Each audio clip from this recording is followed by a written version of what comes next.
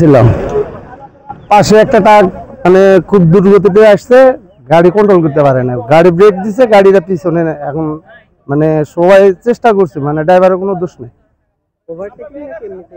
না, গাড়ি সামনে থেকে আরেকটা আসছিল, আমরা এদিক থেকে ওইদিকে যাইতেছিলাম, এ সময় ঘটনা।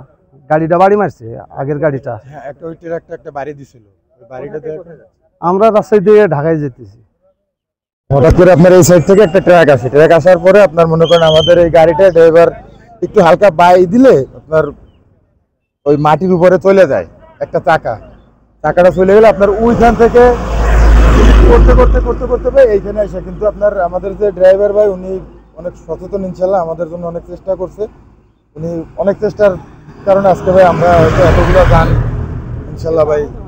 জি না ভাই, আহত নিহত কিছু হয় না ইনশাল্লাহ, আমরা আল্লাহ সবাই ভালো রাখছে ভাই, আল্লাহ তাআলা আমাদের।